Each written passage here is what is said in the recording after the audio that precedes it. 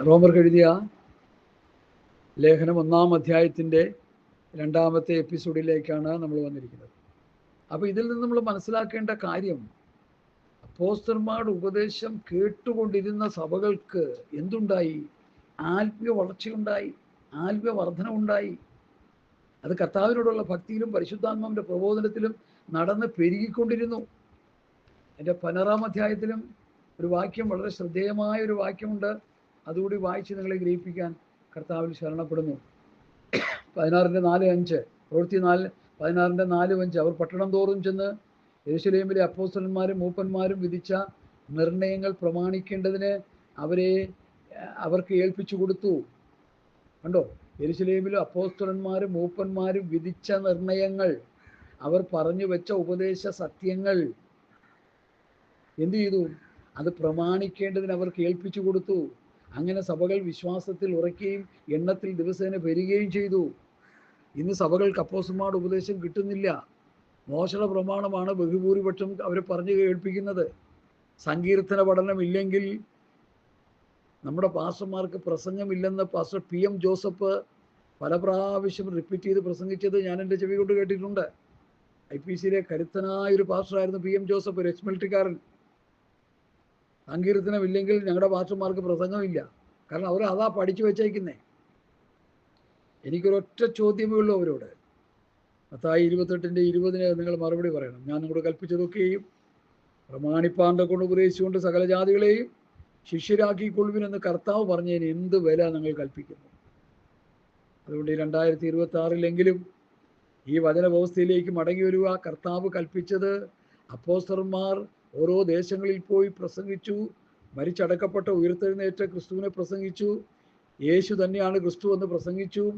അങ്ങനെ പ്രസംഗിച്ചപ്പോൾ രക്ഷിക്കപ്പെട്ട് വന്നവരെ കർത്താവ് പഠിപ്പിച്ച ഉപദേശങ്ങൾ അവർ പ്രസംഗിച്ച് ശിഷ്യരാക്കി, സഭകളാക്കി, കൂട്ടിവരുത്തി. അതാണ് റോമാസഭ, കൊരിന്ത് സഭ, ഗലാത്യ സഭ, എഫേസ്യ സഭ, ഫിലിപ്പിയ സഭ, കൊലോസ്യ സഭ, തെസ്സലോനിക്ക സഭ. ഇന്ന് കാണുന്ന സഭകളൊക്കെ ഏത് സഭയാണെന്ന് ചോദിച്ചാൽ, എന്നോട് ചോദിച്ചാൽ എനിക്കൊന്നും പറയാനില്ല, ഒരു മറുപടിയും പറയാനില്ല. കാരണം അവർ ഈ നിലവാരത്തിലേക്ക് വരുന്നില്ല. കരുത്തനായൊരു സുവിശേഷ പ്രാസംഗികനുണ്ടായിരുന്നു, ബാലൻ സാറ്. അദ്ദേഹം കാലയവനിക്കുള്ളിലേക്ക് പ്രവേശിച്ചിട്ട് വർഷങ്ങളായി. കർത്താവിൽ നിദ്ര പ്രാപിച്ചു. അദ്ദേഹം പ്രസംഗിച്ച ഒരു വചനത്തിൽ, ഒരു കേസിൽ ഞാനിങ്ങനെ കേട്ടു, എന്തുകൊണ്ടാണ് സഭകൾ ഉപദേശത്തിൽ വിഭിന്നമായ നിലയിൽ നിൽക്കുന്നത്? അന്യതാ ഉപദേശം കൊണ്ട് സഭകളെല്ലാം നിറഞ്ഞിരിക്കുന്നതിൻ്റെ കാര്യമെന്ത്? ദുരുപദേഷ്ടകന്മാരും കള്ളപ്രവാചകന്മാരും സഭയിൽ മേൽക്കോയ്മ നടത്തുന്നതിൻ്റെ കാര്യമെന്ത്? സഭയെ അപ്പോസ്തലന്മാരുടെ ഉപദേശം പഠിപ്പിക്കാത്തത് കൊണ്ട്. പുതിയ നിയമസഭയുടെ ഉപദേശമായ ക്രിസ്തുവിൻ്റെ ഉപദേശം, പഥ്യവചനം, പഥ്യോപദേശം സഭകളെ പഠിപ്പിക്കാത്തത് കൊണ്ട് സഭകൾ അന്യതാ ഉപദേശത്തിൽ കിടക്കുകയാണ്. ദുരുപദേഷ്ടക്കന്മാരും കള്ളപ്രവാചകന്മാരും സഭയിൽ കിടന്ന് മേയുകയാണ്. അതിൻ്റെ പരിണിത ഫലമായി വിശ്വാസികൾ ആത്മീക കുരുടന്മാരായി, ആത്മീക ദരിദ്രന്മാരായി, ആത്മീക നഗ്നന്മാരായി, ഒരു പ്രത്യാശയില്ലാത്തവരായി ജീവിക്കുക. സ്തോത്രം. അരിഷ്ടന്മാരും നിർഭാഗ്യവന്മാരുമായി തീർന്നെന്നാണ് വെളിപ്പാട് പുസ്തകം 3:17-18 വാക്യങ്ങൾ നമുക്ക് പഠിക്കാൻ കഴിയും. ഞാൻ 2, 3, 4, 6 എപ്പിസോഡോളം ആ വിഷയം ലവോദിക്ക എന്നുള്ള വിഷയം ചെയ്തെന്നാണ് എൻ്റെ ഓർമ്മ. 6 എപ്പിസോഡ്. നിങ്ങൾ ദയവായിട്ടത് കേൾക്കുന്നത് വളരെ നന്നായിരിക്കും. സഭകൾ ആ നിലവാരത്തിലായിപ്പോയി. കർത്താവിൻ്റെ വരവിന് മുൻപുള്ള വിശ്വാസ സമൂഹത്തിൻ്റെ ഒരു ചിത്രമാണ് ലവോദിക്ക. വെളിപ്പാട് 3:14 മുതൽ 22 വാക്യങ്ങൾ നന്നായി വായിച്ച് പഠിച്ചാൽ ശീതവാനുമല്ല ഉഷ്ണവാനുമല്ല, ശീതോഷ്ണവാൻ, വായിൽ നിന്ന് ഉമിണ്ട് കളയുന്ന അവസ്ഥയിലേക്ക് വ്യക്തികൾ മാറ്റപ്പെട്ടു. അവസാന ഭാഗം പഠിച്ചു വരുമ്പോൾ കർത്താവ് സഭയിൽ വെളിയില്ല, കർത്താവ് സഭയിലില്ല. പണ്ടൊരു കറുത്ത നീഗ്രോ, അമേരിക്കയിൽ നടന്നൊരു സംഭവമായിട്ടാണ് ഞാൻ വായിച്ചു കേട്ടത്. ഒരു കറുത്ത നീഗ്രോ ഒരു പ്രത്യേക സാഹചര്യത്തിൽ ഒരു പട്ടണത്തിലേക്ക് പോകേണ്ടി വന്നു. എന്തോ ഒരു ജോലി ആവശ്യമായിട്ട് അദ്ദേഹം തൊട്ടടുത്തുള്ള ഒരു ചർച്ചിൽ കയറി ആ കൂട്ടായ്മ കൂടാനായിട്ട് ചെന്നപ്പോൾ വൈറ്റ് അമേരിക്കൻസിൻ്റെ ചർച്ചാണ്. അമേരിക്കയിൽ ഇപ്പോഴും ഉണ്ട് ആ കറുത്തവരും വെളുത്തവരും എന്നുള്ള പക്ഷഭേദം ഇപ്പോഴും ഉണ്ടെന്നാണ് പറയുന്നത്. ഇപ്പോഴും ഒരു കറുത്ത മനുഷ്യനെ വെളുത്ത സായിപ്പ് മുട്ടുമടക്കി ശ്വാസം മുട്ടിച്ച് കൊന്ന ചരിത്രം ചില വർഷങ്ങൾക്ക് മുമ്പ് നമ്മൾ കേട്ടതാണ് അമേരിക്കയിൽ. സ്തോത്രം. ഭക്തനായ എബ്രഹാം ലിങ്കനാണ് ആ നിയമം എടുത്തു കളഞ്ഞെങ്കിലും അതിൻ്റെ ആ സിംറ്റംസ് ഇപ്പോഴും അവിടെ കിടപ്പുണ്ട്. അമേരിക്കയിലുണ്ട് ഇപ്പോഴും. അതെല്ലായിടത്തും അങ്ങനെയല്ലേ. ഏതൊക്കെ നിയമങ്ങൾ മാറ്റിയാലും പിന്നെ ആ പഴയത് കിടക്കും. സ്തോത്രം. അതൊരു പതിവാണ് മാനവജാതിയെ സംബന്ധിച്ചിടത്തോളം. പുതിയ നിയമ സത്യങ്ങളിലേക്ക് സഭ നടത്തപ്പെട്ടെങ്കിലും പൗലൂസ് പറയുന്നത് അവരെല്ലാവരും ന്യായപ്രമാണ തൽപരരാണെന്നാണ്. ന്യായപ്രമാണത്തിൻ്റെ അടിമനുഖത്തിൽ നിന്ന് സഭയെ വിടുവിച്ചെടുത്താലും പിന്നെയും ആ അടിമനുഖത്തിലേക്ക് കിടക്കുന്ന ഒരു വലിയ സമൂഹമുണ്ട്. ഇപ്പോഴും ഉണ്ട്, എപ്പോഴും ഉണ്ട്, ഇപ്പോഴും ഉണ്ട്. അത് കർത്താവിൻ്റെ വരവരെ ഉണ്ടാകും. എന്നാലേ പുതിയ നിയമ വെളിപ്പാട് കിട്ടുമ്പോൾ അതിൽ നിന്ന് മാറി വന്നാൽ അവർക്ക് രക്ഷപ്പെടാമില്ലെങ്കിൽ ആ അടിമനുഖത്തിൽ കിടന്ന് നശിച്ചു പോകുമെന്നല്ലാതെ മറ്റൊന്നും പറയാനില്ല എൻ്റെ പ്രിയമുള്ളവരെ. അതുകൊണ്ട് നമ്മളൊരു കാര്യം മനസ്സിലാക്കേണ്ടത്, യഹൂദ, ഗലീലിയ, ശമരിയ സഭകൾക്ക് എന്താ സമാധാനം ഉണ്ടാകാൻ കാരണം? അവർ ഉപദേശം കേട്ട് പഠിച്ചു, അവരെ പഠിപ്പിച്ചു. റോമാലേഖനം 6-ാം അധ്യായത്തിൽ നിങ്ങളെ പഠിപ്പിച്ച ഉപദേശരൂപം. റോമർ 16-ൽ നിങ്ങൾ പഠിച്ച ഉപദേശം. അപ്പൊ സഭയെ ഉപദേശം പഠിപ്പിച്ചു, സഭ ഉപദേശം പഠിച്ചു. സഭയെ ഉപദേശം പഠിപ്പിക്കാതെ എങ്ങനെ സഭ പഠിക്കുന്നേ? സഭയെ ന്യായപ്രമാണത്തിലെ കെട്ടുകഥ, കിഴവിക്കഥ, നിർമ്മിത കഥ, സങ്കല്പകഥ ഇതൊക്കെ ഇങ്ങനെ പറഞ്ഞു കേൾപ്പിച്ചാൽ ആ കഥ കേട്ട് അവർ വളരും. ആ ഉപദേശം പഠിപ്പിച്ചാൽ ഉപദേശം കേട്ട് അവർ വളരും. റോമാസഭയെ സംബന്ധിച്ച് അതാണ്. നിങ്ങളെ പഠിപ്പിച്ച ഉപദേശരൂപം ഹൃദയപൂർവ്വം അനുസരിച്ച് പാപത്തിന് സ്വാതന്ത്ര്യം പ്രാപിച്ച് നീതിക്ക് ദാസന്മാരായി. ദ ഫോം ഓഫ് ഡോക്ട്രിൻ, പഠിപ്പിച്ച ഉപദേശരൂപങ്ങൾ. അത് പഠിച്ചപ്പോൾ എന്ത് പറ്റി? പാപത്തിന് സ്വാതന്ത്ര്യം പ്രാപിച്ച് നീതിക്ക് ദാസനായി. നീതി ചെയ്ത് വിശുദ്ധീകരണം പ്രാപിച്ചുകൊണ്ടിരിക്കുമ്പോഴാണ് തേജസ്കരണത്തിലേക്ക് നടത്തപ്പെടുന്നത്. നീതീകരണം, വിശുദ്ധീകരണം, തേജസ്കരണം. ഷോർട്ടായിട്ട് ആ ഉപദേശത്തിൽ അത് വന്നു. നീതീകരണം കർത്താവിൽ വിശ്വസിച്ചപ്പോൾ ഒരു വ്യക്തിക്ക് കിട്ടുന്ന മഹത്തരമായ അനുഭവം. നീതീകരണം പ്രാപിച്ചവൻ എന്ത് ചെയ്യണം? നീതി ചെയ്ത് വിശുദ്ധീകരണം പ്രാപിച്ചുകൊണ്ടിരിക്കണം. അതാണ് വചനമനുസരിച്ചുള്ളൊരു ജീവിതം. ഞാൻ നിങ്ങളോട് കൽപ്പിച്ചതൊക്കെയും പ്രമാണിപ്പാൻ തക്കൊണ്ട് ഉപദേശിച്ചുകൊണ്ട്. അപ്പോൾ ഉപദേശം അനുസരിച്ച് പ്രമാണിച്ച് ജീവിക്കുന്ന അനുഭവം ജീവിച്ചുകൊണ്ടിരിക്കുമ്പോഴാണ് എന്ത് കിട്ടുന്നത്? വിശുദ്ധീകരണം കിട്ടുന്നത്. അങ്ങനെ വിശുദ്ധീകരണത്തിൻ്റെ അന്തമാണ് നിത്യജീവനെന്ന് റോമാലേഖനം നന്നായി പഠിപ്പിക്കുന്നുണ്ട്. അതിൻ്റെ 6-ാം അധ്യായം. പാപത്തിൻ്റെ ശമ്പളം മരണമത്രേ, ദൈവത്തിൻ്റെ കൃപാവരമോ കർത്താവായ യേശുക്രിസ്തുവിൽ നിത്യജീവൻ തന്നെ. അതുകൊണ്ട് പ്രിയമുള്ളവരെ, ഈ ഭാഗങ്ങൾ നമ്മൾ നന്നായിട്ട് മനസ്സിലാക്കണം. ഞാൻ അടുത്ത വചനത്തിലേക്ക് പ്രവേശിക്കുകയാണ്. സ്തോത്രം. റോമാലേഖനം എൻ്റെ 1-ാം അധ്യായം. നമ്മൾ വായിച്ച വാക്യത്തിൻ്റെ കണ്ടിന്യൂഷൻ. സ്തോത്രം. 1-ാം അധ്യായത്തിൻ്റെ 9-ാമത്തെ വാക്യം. ഞാൻ ഇടപെടാതെ നിങ്ങളെ ഓർത്തുകൊണ്ട് ദൈവേഷ്ടത്താൽ എപ്പോഴെങ്കിലും നിങ്ങളുടെ അടുക്കൽ വരുവാൻ സാധിക്കേണ്ടതിന് എൻ്റെ പ്രാർത്ഥനയിൽ എപ്പോഴും യാചിക്കുന്നു എന്നുള്ളതിന് അവൻ്റെ പുത്രനെ കുറിച്ചുള്ള സുവിശേഷ ഘോഷണത്തിൽ ഞാൻ എൻ്റെ ആത്മാവിൽ ആരാധിക്കുന്ന ദൈവം എനിക്ക് സാക്ഷി. ഇവിടെ പൗലൂസ് പറയുന്നത് റോമയിലെ വിശ്വാസികൾക്ക് വേണ്ടി പൗലൂസ് എന്ത് ചെയ്യുക? പ്രാർത്ഥിച്ചുകൊണ്ടിരിക്കുക. വിശ്വാസികൾക്ക് വേണ്ടി ശുശ്രൂഷകന്മാർ പ്രാർത്ഥിച്ചുകൊണ്ടിരിക്കുക. എന്തുവാ പ്രാർത്ഥിക്കുന്നേ? സഭയിലെ വിശ്വാസികളുടെ ആത്മീക നിലവാരത്തിൻ്റെ ഉന്നമനത്തിന് വേണ്ടി ശുശ്രൂഷകന്മാർ ഇടതടവില്ലാതെ പ്രാർത്ഥിച്ചുകൊണ്ടിരിക്കുക. പൗലൂസ് പറഞ്ഞ് രാത്രിയും പകലും പ്രാർത്ഥിച്ചുകൊണ്ടിരിക്കുന്നു. തൻ്റെ ലേഖന ഭാഗങ്ങളിൽ നമുക്ക് പഠിച്ചെടുക്കാൻ കഴിയുന്നു. സമയഭേദം കൂടാതെ അവർ പ്രാർത്ഥിച്ചുകൊണ്ടിരിക്കുക വിശ്വാസികളുടെ ആത്മീയ ഉന്നമനത്തിന് വേണ്ടി. നിർഭാഗ്യമെന്ന് പറയട്ടെ, ഇന്നും വിശ്വാസികൾക്ക് വേണ്ടി പാസ്റ്റർമാർ പ്രാർത്ഥിക്കുന്നുണ്ട്, ഇല്ലെന്നൊന്നും പറയണ്ട. എന്തിനാ പ്രാർത്ഥിക്കുന്നത്? വിസയ്ക്ക് വേണ്ടി, വീടിന് വേണ്ടി, ലോറിക്ക് വേണ്ടി, കാറിന് വേണ്ടി, ലോകത്തിലെ ഭൗതിക കാര്യങ്ങൾ കിട്ടാൻ വേണ്ടി, നല്ല ജോലി ലഭിക്കുവാൻ, നല്ല വിദ്യാഭ്യാസം ലഭിക്കുവാൻ, നല്ല സാമ്പത്തിക ഭദ്രത ഉണ്ടാകുവാൻ, പ്രമോഷൻ ലഭിക്കുവാൻ, ലോകത്തിൻ്റെ ഭൗതിക അനുഗ്രഹങ്ങളൊക്കെ ലഭിക്കാൻ വേണ്ടി തലയിറഞ്ഞ് പ്രാർത്ഥിക്കുന്ന പാസ്റ്റർമാരുടെ എണ്ണം വർദ്ധിച്ചു വരികയാണ്. പൗലൂസ് അങ്ങനെയല്ല പറയുന്നത്. പൗലൂസിൻ്റെ പ്രാർത്ഥന വിശ്വാസികളുടെ ആത്മീയ അഭിവൃദ്ധിക്ക് വേണ്ടിയാണ്. ഒരൊറ്റ പ്രാർത്ഥന ഇതിൻ്റെ ഇടയിൽ പറയാനായിട്ട് എനിക്ക് നിയോഗമുണ്ട്. ഫിലിപ്പിയ ലേഖനം 1-ാം അധ്യായത്തിൻ്റെ 9, 10, 11 വാക്യങ്ങൾ ഒരു പ്രാർത്ഥനയായിട്ടാണ് പൗലൂസ് അവിടെ പറയുന്നത്. ഞാനത് നിങ്ങളെ വായിച്ച് കേൾപ്പിക്കാം. നിങ്ങളുടെ സ്നേഹം മേൽക്കുമേൽ പരിജ്ഞാനത്തിലും വിവേകത്തിലും സകല വിവേകത്തിലും വർദ്ധിച്ചു വന്നിട്ട് നിങ്ങൾ ഭേദാഭേദങ്ങളെ വിവേചിക്കുമാറാകണമെന്നും ക്രിസ്തുവിൻ്റെ നാളിലേക്ക് നിർമ്മലന്മാരും ഇടർച്ചയില്ലാത്തവരും ദൈവത്തിൻ്റെ മഹത്വത്തിനും പുകഴ്ചയ്ക്കുമായിട്ട് യേശു ക്രിസ്തുവിനാൽ നീതിഫലം നിറഞ്ഞവരുമായി തീരണമെന്ന് ഞാൻ പ്രാർത്ഥിക്കുന്നു. കണ്ടോ, ഫിലിപ്പിയ സഭയ്ക്ക് വേണ്ടി പൗലോസ് പ്രാർത്ഥിക്കുന്ന പ്രാർത്ഥന, എഫേസ് സഭയ്ക്ക് വേണ്ടി പൗലോസ് പ്രാർത്ഥിച്ച പ്രാർത്ഥന അതിൻ്റെ 1-ാം അധ്യായത്തിലും 3-ാം അധ്യായത്തിലുമുണ്ട്. കൊലോസിലെ വിശ്വാസികൾക്ക് വേണ്ടി പ്രാർത്ഥിക്കുന്ന പ്രാർത്ഥന അതിൻ്റെ കൊലോസ് ലേഖനം 1-ാം അധ്യായത്തിൻ്റെ 10, 11, 12, 13 വാക്യങ്ങളിലുണ്ട്. ഈ പ്രാർത്ഥന തലവിലപ്പുറമ്പിലെ ക്ലാസ്സിൽ നിങ്ങൾ പഠിച്ചുകൊണ്ടിരിക്കുക. സ്തോത്രം.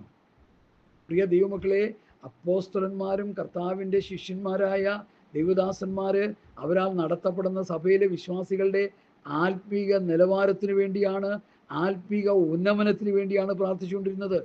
എന്നാൽ ഇന്നത്തെ പ്രാർത്ഥന എന്തൊക്കെയാണ്? വളരെ സങ്കടകരം, ദുഃഖകരം, വേദനാജനകം. ആത്മീകമായ അവരുടെ ഉന്നമനത്തിന് വേണ്ടി പ്രാർത്ഥിക്കുന്ന പ്രാർത്ഥനകൾ ഇന്ന് കാണുന്നില്ല. പ്രാർത്ഥന പ്രാർത്ഥന പ്രാർത്ഥന. ബാബു ജോൺ വെട്ടുമല പാസ്റ്റർ പറയുന്ന പോലെ പ്രാർത്ഥിച്ച് പ്രാർത്ഥിച്ച് ഇവിടെ പ്രാർത്ഥന കേട്ട തമ്പുരാൻ ഓടിപ്പോകും. അതുപോലെയുള്ള പ്രാർത്ഥന നടക്കുന്നത്. 21 ദിവസത്തെ പ്രാർത്ഥന, 3 ദിവസം, 7 ദിവസം, 21 ദിവസം, 40 ദിവസം അങ്ങ് പ്രാർത്ഥിച്ചുള്ള കോഴിപ്പോര് നിൽക്കുന്ന പോലെ അങ്ങ് പ്രാർത്ഥിക്കുകയാണ്. പ്രാർത്ഥിച്ച് പ്രാർത്ഥിച്ച് പ്രാർത്ഥിച്ച് അവസാനം വിശ്വാസികൾ അങ്ങ് കുഴയുക. എന്തിനു വേണ്ടി പ്രാർത്ഥിക്കുന്നു? എന്താണ് പ്രാർത്ഥന വിഷയം? ഈ പ്രാർത്ഥനയ്ക്കുള്ള ഡോക്ട്രിൻ ആർക്കെങ്കിലും അറിയാമോ? പ്രാർത്ഥിക്കുന്നതിന് മുൻപ് നമ്മൾ എന്ത് ചെയ്യണമെന്ന് വചനം പറയുന്നു. 2 ദിനവൃത്താന്തം 7:14 എൻ്റെ നാമം വിളിക്കപ്പെട്ടിരിക്കുന്ന എൻ്റെ ജനം തങ്ങളെ തന്നെ താഴ്ത്തി പ്രാർത്ഥിച്ച് തങ്ങളുടെ ദുർമാർഗ്ഗങ്ങളെ വിട്ടുതിരിഞ്ഞ് എൻ്റെ മുഖം അന്വേഷിക്കുമെങ്കിൽ ഞാൻ സ്വർഗ്ഗത്തിൽ നിന്ന് പ്രാർത്ഥന കേട്ട് അവരുടെ ദേശത്തിന് സൗഖ്യം വരുത്തി കൊടുക്കും. അപ്പോൾ പ്രാർത്ഥിക്കുമ്പോൾ എന്ത് ചെയ്യണം? പ്രാർത്ഥിക്കുന്ന വ്യക്തികൾ ദുർമാർഗ്ഗങ്ങളെ വിട്ടുതിരിയണം, യഥാർത്ഥ ദൈവവചന വ്യവസ്ഥയിലേക്ക് വരണം, ദൈവമുഖം അന്വേഷിക്കണം, പ്രമാണപ്രകാരം പ്രാർത്ഥിക്കണം. ഏലിയാവ് കർമ്മേലിൻ്റെ കൊടുമുടിയിൽ പ്രാർത്ഥിച്ച പ്രാർത്ഥന ശ്രദ്ധേയമാണ്. ഏലിയാവിനെതിരെ ഒരു വലിയ ശത്രു നിലനിൽക്കുന്നു, ബാലിൻ്റെ കള്ളപ്രവാചകന്മാർ. ഏലിയാവിൻ്റെ പ്രാർത്ഥനയ്ക്ക് മറുപടി കിട്ടിയില്ലെങ്കിൽ ഏലിയാവിനെ അവർ വെട്ടി നുറുക്കും. എന്നാൽ ഏലിയാവ് പ്രാർത്ഥിക്കുന്നതിന് മുമ്പ് എന്ത് ചെയ്തു? ഗോത്രസംഖ്യയ്ക്കൊത്തോണം 12 കല്ലെടുത്ത് യാഗപീഠം പണിത് ആ യാഗമൃഗത്തെ കൊണ്ടുവന്ന് നുറുക്കി തോലുരിച്ച് ശുദ്ധിയാക്കി ആ വിറകടുക്കി അതിൻ്റെ പുറത്ത് വെച്ച് ചുറ്റും വെള്ളമൊഴിച്ച് എന്നിട്ട് ഏലിയാവ് പ്രാർത്ഥിക്കുക. പ്രാർത്ഥനയ്ക്ക് വേണ്ടി യാഗപീഠം ഒരുക്കാൻ മണിക്കൂറുകൾ എടുത്തു. പ്രാർത്ഥനയോ ചില സെക്കൻഡുകൾ മാത്രം, അല്ലെങ്കിൽ 1 മിനിറ്റിൽ വേണമെങ്കിൽ നമുക്ക് പറയാം. സൈന്യങ്ങളുടെ ദൈവമായ യഹോവേ, നീ ഇസ്രായേലിൽ ദൈവമെന്നും ഞാൻ നിന്റെ ദാസനെന്നും ഞാൻ ഈ ചെയ്തിരിക്കുന്നതൊക്കെയും നിന്റെ വ്യവസ്ഥ പ്രകാരം പ്രമാണപ്രകാരം എന്ന് അറിയേണ്ടതിന് ഇപ്പോൾ തന്നെ ഉത്തരമല്ലമേ എന്നൊരൊറ്റ പ്രാർത്ഥന പ്രാർത്ഥിച്ചപ്പോൾ എന്ത് പറ്റി? മറുപടി സ്വർഗത്തിൽ നിന്ന് ഇറങ്ങി വന്നു. ഇന്ന് പ്രാർത്ഥിച്ച് പ്രാർത്ഥിച്ച് കുഴയുകയാണ് നമ്മൾ.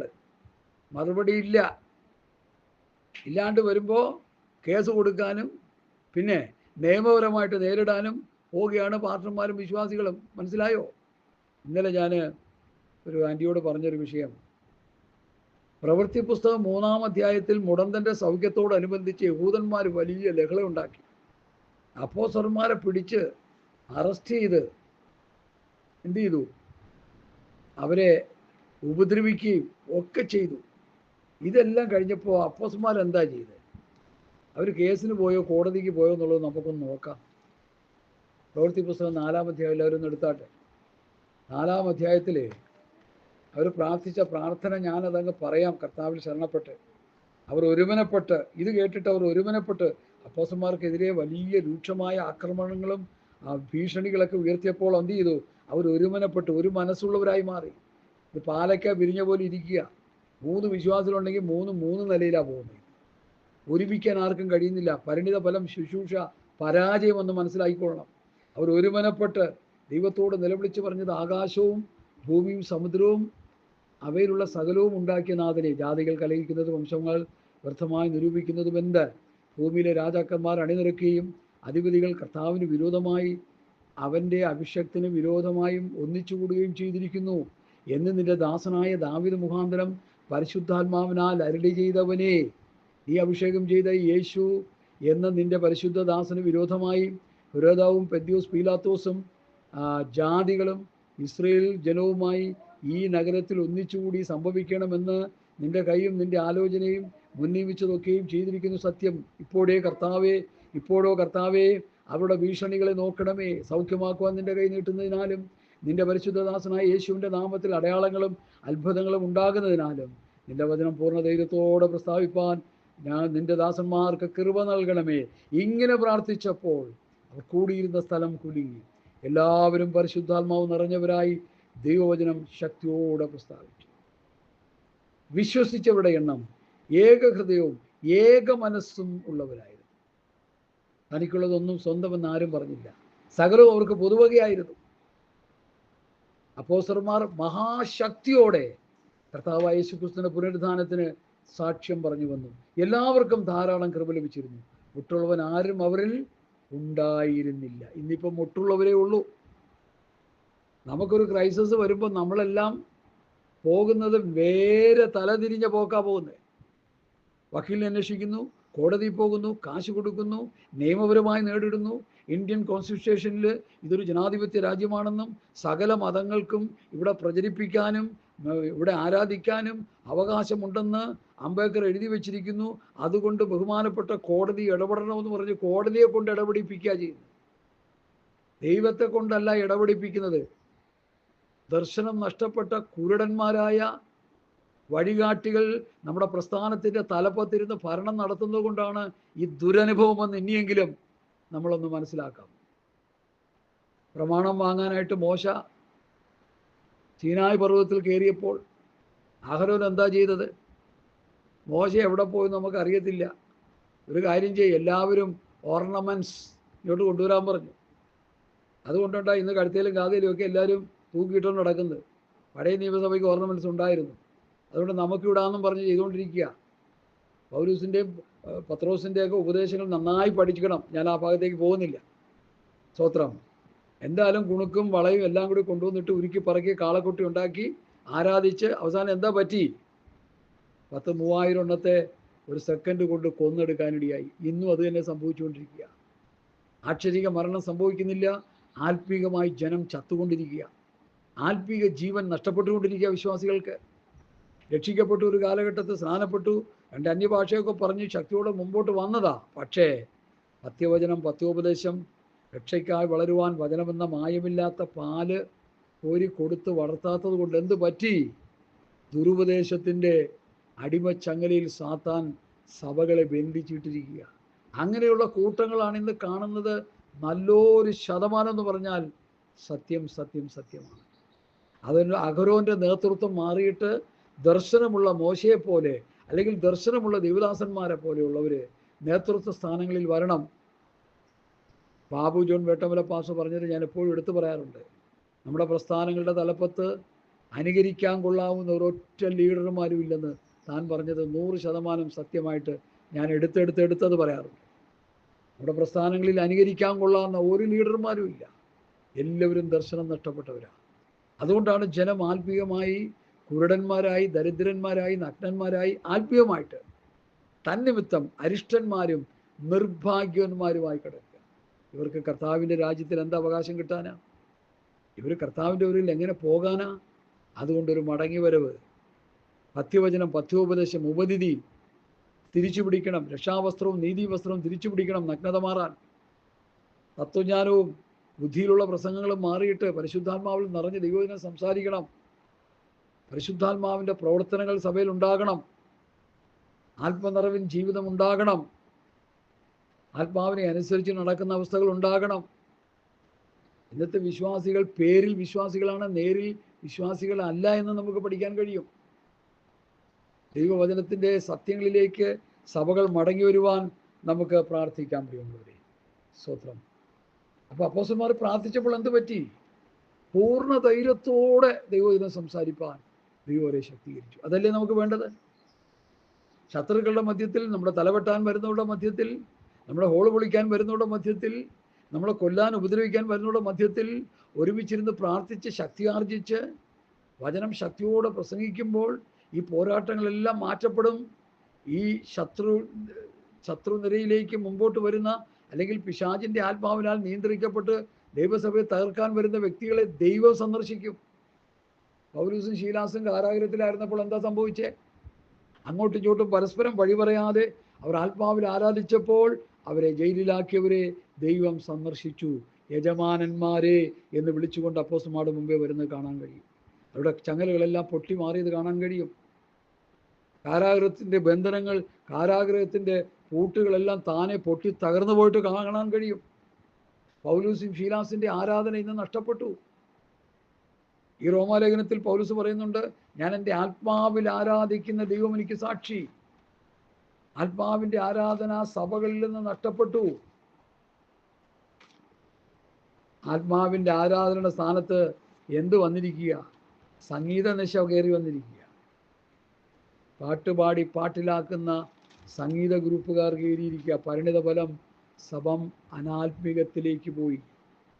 പാട്ടിനോട് നമ്മൾ എതിരല്ല. പഴയ വിശുദ്ധന്മാർ പാടിയ പാട്ടുകളൊക്കെ പാടുന്നത് കുഴപ്പമില്ല. എങ്കിലും പാട്ട് ആരാധനയായിട്ട് എടുക്കുവാൻ വേദപുസ്തകത്തിൽ എങ്ങും വാക്യങ്ങളില്ല. നല്ല ഓടേൺ പാസ്റ്റർമാർ, തലനിറച്ച പാസ്റ്റർമാർ പോലും നമുക്ക് പാട്ടുപാടി ആരാധിക്കാമെന്ന് പറയുന്നുണ്ട്. അത് അവരുടെ ആത്മീക ശൈശവാവസ്ഥയാണ് വിളിച്ചറിയിക്കുന്നത്. പാട്ട് ആരാധനയല്ല. പൗലോസും ശീലാസും കാരാഗ്രഹത്തിൽ പാട്ടുപാടി സ്തുതിച്ചു എന്നുള്ളത് അത് ആത്മാവിൽ ആരാധിച്ചതായിട്ടാണ് നമുക്കവിടെ പഠിക്കാൻ കഴിയുന്നത്. അതുകൊണ്ട് പ്രിയമുള്ളവരെ, റോമാലേഖനം 1-ാം അധ്യായത്തിലേക്ക് ഞാൻ വരുന്നു. എൻ്റെ 10-ാം വാക്യം, സ്തോത്രം, ദൈവത്തിനെ കുറിച്ചുള്ള സുവിശേഷ ഘോഷണത്തിൽ ഞാൻ എൻ്റെ ആത്മാവിൽ ആരാധിക്കുന്ന ദൈവം എനിക്ക് സാക്ഷി. അപ്പോൾ ആരാധന ആത്മാവിലാണ്. അതിനുവേണ്ടി ഒരു വാക്യം വായിക്കാം. യോഹന്നാൻ്റെ സുവിശേഷം അതിൻ്റെ 4-ാം അധ്യായം, ശമരിയ സ്ത്രീയോട് കർത്താവ് സംസാരിക്കുന്ന ഭാഗത്തിൽ നിന്ന് നമുക്കവിടെ പഠിക്കാൻ കഴിയുന്നത്, ശമരിയ സ്ത്രീയോട് കർത്താവ് പറഞ്ഞു, സത്യനമസ്കാരികൾ പിതാവിനെ ആത്മാവിലും സത്യത്തിലും നമസ്കരിക്കുന്ന നാഴിക വരുന്നു, ഇപ്പോൾ വന്നുമിരിക്കുന്നു. തന്നെ നമസ്കരിക്കുന്നവർ ഇങ്ങനെയുള്ളവരായിരിക്കണമെന്ന് ദൈവം ഇച്ഛിക്കുന്നു. ദൈവം ആത്മാവാകുന്നു. അവനെ നമസ്കരിക്കുന്നവർ ആത്മാവിലും സത്യത്തിലും നമസ്കരിക്കണം. ഫിലിപ്പിയ ലേഖനം അതിൻ്റെ 3-ാം അധ്യായത്തിൻ്റെ 3-ാമത്തെ വാക്യത്തിൽ ദൈവത്തിൻ്റെ ആത്മാവ് കൊണ്ട് ദൈവത്തെ ആരാധിക്കണമെന്ന് എഴുതിയിരിക്കുന്നു. പരിശുദ്ധാത്മാവിൽ നിറഞ്ഞ് അന്യഭാഷയിലാണ് ആരാധന. ആത്മാവിൽ നിറഞ്ഞാണ് ആരാധന. ആരാധനയെല്ലാം സഭയിൽ നിന്ന് ദുഷ്ടപിശാച് എടുത്തു കളഞ്ഞു. ആ സ്ഥാനത്ത് പാട്ട് തിരികെ കയറ്റി, നൃത്തങ്ങൾ തിരികെ കയറ്റി, ചാട്ടവും ഓട്ടവും ബഹളങ്ങൾ തിരികെ കയറ്റി. പുതിയ നിയമസഭയുടെ ഉപദേശങ്ങളെ മുഴുവൻ സാത്താൻ എടുത്തു മാറ്റി വേറെന്തൊക്കെയോ സംഭവിച്ചുകൊണ്ടിരിക്കുക. ഊതിയിടുന്നു, ഉന്തിയിടുന്നു, കൊരപ്പിക്കുന്നു, ശിരിപ്പിക്കുന്നു. ഇതൊക്കെ ആത്മാവിലാണെന്ന് പറഞ്ഞ് സായുജ്യമടയുകയാണ് ശുശ്രൂഷകന്മാരെ. വചനം വായിക്കാത്ത, പ്രാർത്ഥിക്കാത്ത വിശ്വാസികൾ അതിന് ഓശാന പാടുകയും ചെയ്യുന്നു. സഹോദരങ്ങളെ, അപകടം മണത്തതുകൊണ്ട് ഞാൻ പറയുന്നു, ഇതൊക്കെ വിട്ടിട്ട് സത്യാത്മാവിൽ ആരാധിക്കാൻ നമ്മൾ തുനിയണം. ആത്മാവിൽ ആരാധിക്കണം. ആത്മാവിൽ ആരാധിക്കാൻ ദൈവമക്കളുടെ സ്തോത്രം ഈ ദിവസങ്ങളിൽ തീരുമാനമെടുത്ത് മുൻപോട്ട് വരട്ടെ. പ്രതികൂലങ്ങളും പ്രശ്നങ്ങളും പോരാട്ടങ്ങളും വെല്ലുവിളികളും 2026 ഇനി ഇങ്ങോട്ട് മുമ്പ് ഇത്ര വർഷങ്ങളുണ്ടോ, ഇനിയുള്ള വർഷങ്ങളിൽ പോരാട്ടവും വെല്ലുവിളിയെല്ലാം അതിശക്തമായി വരുമെന്ന് തന്നെ നമുക്ക് വിശ്വസിക്കാം. ഈറ്റുനോവിൻ്റെ ആരംഭം, കർത്താവിൻ്റെ വരവ് ഒരു പ്രസവത്തോടനുബന്ധിച്ചാണല്ലോ കർത്താവ് പറഞ്ഞത്. ഈറ്റുനോവിൻ്റെ ആരംഭം. അപ്പോൾ പ്രസവം നടക്കുമ്പോൾ വേദന കൂടുന്നത് പോലെ ഈ ലോകത്തിലെ പ്രശ്നങ്ങൾ വർദ്ധിച്ചു കൊണ്ടിരിക്കും. ഇതിന് കുറയുകയല്ല, കൂടിക്കൊണ്ടിരിക്കും. ഇവിടെ ആത്മാവിൽ ആരാധിച്ച് ആത്മശക്തി പ്രാപിക്കാത്ത ഭക്തന്മാർക്ക് നിലനിൽക്കാൻ കഴിയത്തില്ല. യേശുക്രിസ്തുവിനെ തള്ളിപ്പറഞ്ഞ് ലോകത്തിലേക്ക് ഇറങ്ങി പോകേണ്ടി വരും. അതുകൊണ്ട് ആത്മാവിൽ ആരാധിച്ച് ബലപ്പെടുക, ആത്മശക്തി പ്രാപിക്കുക, ദൈവകൃപ പ്രാപിക്കുക. ആരാധന ആത്മാവിലാണ്. ഇന്നുള്ള ആരാധന മുഴുവൻ ജഡത്തിലാണ്. UK ഒരു പാസ്റ്റർ പറഞ്ഞത് ഞാൻ കേട്ട് അതിശയിച്ചു പോയി. 3 മണിക്കൂറുള്ളതിൽ 2.5 മണിക്കൂർ പാട്ടാരാധന, പാട്ടുകുർബാന എന്ന് വേണമെങ്കിൽ പറയാം. അതിന് 15 മിനിറ്റാണ് വായനപ്രസംഗത്തിന് വേണ്ടി എടുക്കുന്നത്. പുള്ളിക്ക് അത് വലിയ വിഷമമായി. പുള്ളി അതിനെ ഖണ്ഡിച്ച് സംസാരിച്ചു. അതുകൊണ്ട് എന്നെ കേൾക്കുന്ന പ്രിയപ്പെട്ടവരെ, പൗലോസോടെ പറയുന്നു, ഞാൻ എൻ്റെ ആത്മാവിൽ ആരാധിക്കുന്ന ദൈവം. പൗലോസ് രക്ഷിക്കപ്പെട്ട് സ്നാനപ്പെട്ട് പരിശുദ്ധാത്മാഭിഷേകം പ്രാപിച്ചു കഴിഞ്ഞപ്പോൾ പൗലോസിൻ്റെ ആത്മാവിൽ വന്ന് ദൈവാത്മാവ് വസിക്കാനിടയായി. അതാണ് അഭിഷേകം. അങ്ങനെ ആത്മാവ് കൊണ്ട് ആത്മാവാം ദൈവത്തെ ആരാധിക്കും. അത് ആത്മാവിൽ ആരാധിക്കുന്നു, അന്യഭാഷയിലാണ് ആരാധിക്കുന്നത്. ആത്മാവിൻ്റെ ആരാധന എവിടെയെല്ലാം നടന്നിട്ടുണ്ടോ അവിടെയെല്ലാം ദൈവത്തിൻ്റെ പ്രവൃത്തി വെളിപ്പെട്ടിട്ടുണ്ട്. ഇനിയും അത് വെളിപ്പെടും. അതിനുവേണ്ടി പുതിയ നിയമസഭയിലെ ഭക്തന്മാർ, പാസ്റ്റർമാർ ആ ഉപദേശം സഭയെ പഠിപ്പിക്കണം. കണ്ട ചപ്പും ചവറും പറഞ്ഞുകൊണ്ടിരിക്കാതെ ലോകത്തിൻ്റെ ഭൗതിക അനുഗ്രഹങ്ങളും ലോകത്തെ ഭരിക്കാനും പഞ്ചായത്ത് ഭരിക്കാനും കോർപ്പറേഷൻ ഭരിക്കാനും സ്റ്റേറ്റ് ഭരിക്കാനും രാജ്യം ഭരിക്കാനൊന്ന് നമ്മൾ തുനിയണ്ട. നമ്മൾ ലോകക്കാരല്ല. അത് ലോകക്കാർ ചെയ്തോട്ടെ. ദർശനം നഷ്ടപ്പെട്ട കുരുടന്മാരെ വഴികാട്ടിക്കൊണ്ടിരിക്കുക. അതുകൊണ്ട് ഈ കുരുടന്മാരുടെ ഉപദേശത്തിൽ നിന്ന് രക്ഷപ്പെടാനായിട്ട് ഞാൻ നിങ്ങളെ ബുദ്ധി ഉപദേശിക്കുന്നു. ഹല്ലേലൂയ. ഇനി അടുത്ത 11-ാം വാക്യം, നിങ്ങളുടെ സ്ഥിരീകരണത്തിനായി ആത്മീയവരം വല്ലതും നിങ്ങൾക്ക് നൽകേണ്ടതിന്, അതായത് നിങ്ങൾക്കും എനിക്കും ഒത്തൊരുമിച്ചുള്ള വിശ്വാസത്താൽ നിങ്ങളോടുകൂടി എനിക്കും ആശ്വാസം ലഭിക്കേണ്ടതിന്, നിങ്ങൾക്കും എനിക്കും ഒത്തൊരുമിച്ചുള്ള വിശ്വാസത്താൽ, പൗലോസിനുള്ള വിശ്വാസം തന്നെ റോമയിലുള്ള വിശ്വാസികൾക്കുണ്ടാകണം. ശുശ്രൂഷകന്മാർക്കുള്ള വിശ്വാസവും അല്പശക്തിയും ദൈവകൃപയും വിശ്വാസികൾക്കുണ്ടാകണം. പാസ്റ്റർമാർക്കൊരു വിശ്വാസം, വിശ്വാസികൾക്ക് വേറൊരു വിശ്വാസം അല്ല. എല്ലാവർക്കും ഒരേ വിശ്വാസം പ്രമാണം, ഒരേ വിശ്വാസ പ്രമാണം.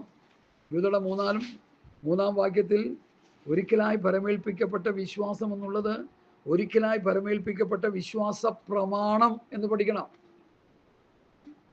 ഒരിക്കലായി പരമേൽപ്പിക്കപ്പെട്ട വിശ്വാസ പ്രമാണം, അതിന് മാറ്റം വരാൻ പാടില്ല. അതാണ് അപ്പോസ്തലന്മാരുടെ ഉപദേശം എന്ന് പറയുന്നത്. അതാണ് ക്രിസ്തുവിൻ്റെ ഉപദേശം എന്ന് പറയുന്നത്. യോഹന്നാൻ എഴുതിയ 2-ാം ലേഖനം അതിൻ്റെ 9-ാം വാക്യത്തിൽ ക്രിസ്തുവിൻ്റെ ഉപദേശത്തിൽ നിലനിൽക്കാതെ അതിർവിട്ടു പോകുന്ന ഒരുത്തനും ദൈവമില്ല. യാക്കോബ് ഈ ഉപദേശത്തിൽ പറയുന്ന പേരാണ് രാജകീയനായ പ്രമാണം, സ്വാതന്ത്ര്യത്തിൻ്റെ തികഞ്ഞനായ പ്രമാണം. കർത്താവായ യേശുക്രിസ്തുവിൻ്റെ പത്യവചനം ഭക്തിക്കൊത്ത് ഉപദേശം. അത് പൗലോസിൻ്റെ പ്രയോഗം 1 തീമോഥെയോസ് 6-ാം അധ്യായത്തിലെ. അപ്പോൾ ഇതൊക്കെ 3-ാം അധ്യായത്തിലെ ഇതൊക്കെ നമ്മൾ നന്നായിട്ട് മനസ്സിലാക്കി ഗ്രഹിച്ച് വേണം മുൻപോട്ട് പോകാൻ. ഗലാത്യ ലേഖനം 6-ന്റെ 2-ൽ തമ്മിൽ ഭാരങ്ങളെ ചുമപ്പിൻ, ഇങ്ങനെ ക്രിസ്തുവിൻ്റെ ന്യായപ്രമാണം നിവർത്തിപ്പിക്കും. ഈ പ്രമാണം നമ്മൾ ഒരിക്കലും വിട്ടുപോകാൻ പാടില്ല. വിശ്വാസവും പ്രമാണവും എല്ലാം ഒരുപോലെ ആയിരിക്കണം. എഫേസ്യ ലേഖനം 4-ാം അധ്യായത്തിൽ അത് പൗലോസ് എഫേസ്യ സഭയെ പഠിപ്പിച്ചത് ഞാൻ നിങ്ങളെ വായിച്ച് ഗ്രഹിപ്പിക്കാനായിട്ട് കർത്താവിൽ ശരണപ്പെടുന്നു. എഫേസ്യ ലേഖനം 4-ാം അധ്യായം, കർത്തൃസേവന നിമിത്തം ബദ്ധനായിരിക്കുന്ന ഞാൻ നിങ്ങളെ പ്രബോധിപ്പിക്കുന്നത്, നിങ്ങളെ വിളിച്ചിരിക്കുന്ന വിളിക്ക് യോഗ്യമാവണ്ണം പൂർണ്ണവിനയത്തോടും സൗമ്യതയോടും ദീർഘക്ഷമയോടും കൂടി നടക്കുകയും സ്നേഹത്തിൽ അന്യോന്യം പൊറുക്കുകയും ആത്മാവിൻ്റെ ഐക്യത സമാധാന ബന്ധത്തിൽ. അപ്പോൾ ആത്മാവിലൊരു ഐക്യത ഉണ്ടാകണം. ആത്മാവിൻ്റെ സമാധാന ബന്ധത്തിൽ കാപ്പാൻ ശ്രമിക്കുകയും ചെയ്യുവിൻ. നിങ്ങൾ വിളിച്ചപ്പോൾ ഏക പ്രത്യാശയ്ക്കായി നിങ്ങളെ വിളിച്ചതുപോലെ ശരീരമൊന്ന്, ആത്മാവൊന്ന്, കർത്താവ് ഒരുവൻ, വിശ്വാസമൊന്ന്, സ്നാനമൊന്ന്, എല്ലാവർക്കും മീതിയുള്ളവനും എല്ലാവരിലും കൂടി വ്യാപരിക്കുന്നവനും എല്ലാവരിലും ഇരിക്കുന്നവനും എല്ലാവർക്കും ദൈവവും പിതാവുമായവൻ ഒരുവൻ. ഇപ്പം എല്ലാം പല തട്ടിക്കിടക്കുക. ആത്മാവ് വേറെ, ഉപദേശം വേറെ, ശരീരം വേറെ, പല പല പല തട്ടുകളിൽ കിടക്കുക.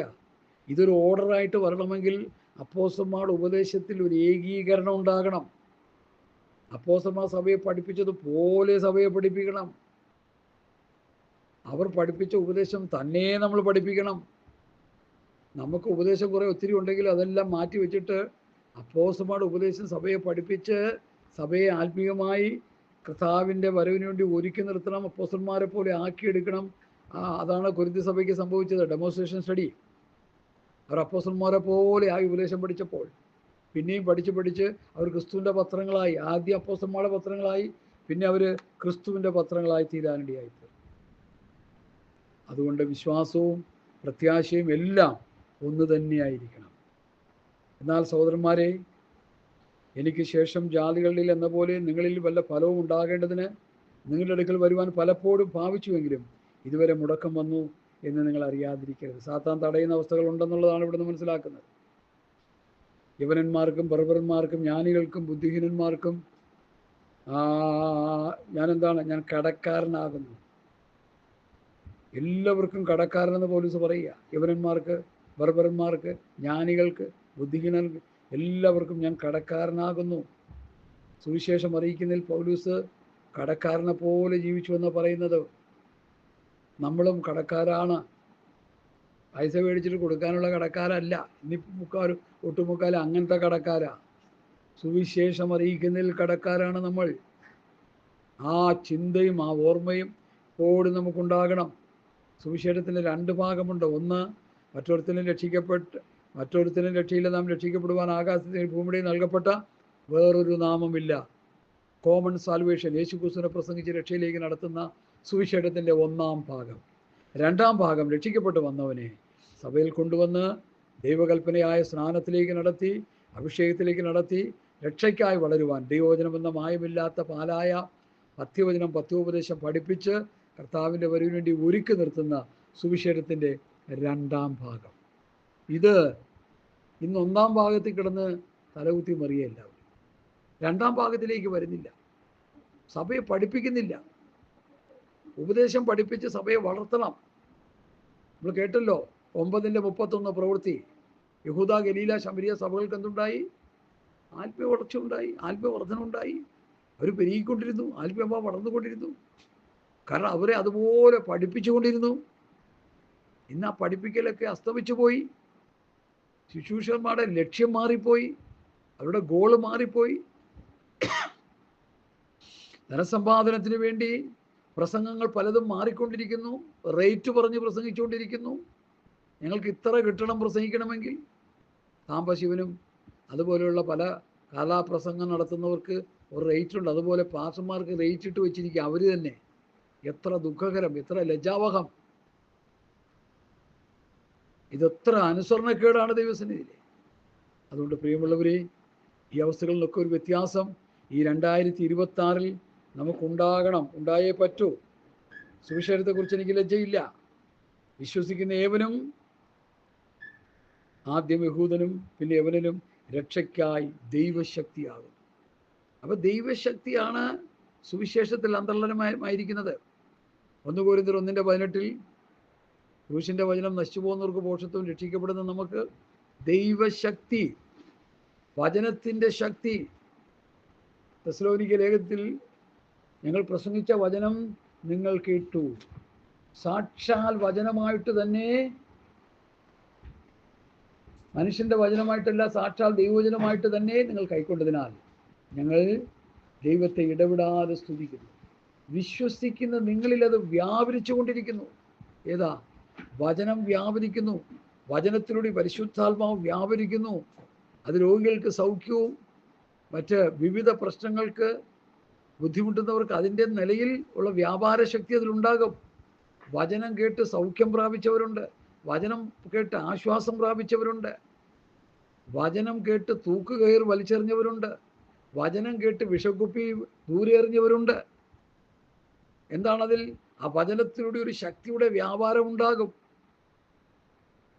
വിത്ത് വിതയ്ക്കുക എന്ന ഉപമയെക്കുറിച്ച് പഠിക്കുമ്പോൾ 4 നിലയിലാണ് ആ വചനം മനുഷ്യഹൃദയങ്ങളിൽ സ്പ്രെഡാകുന്നത്. സ്തോത്രം, സ്തോത്രം.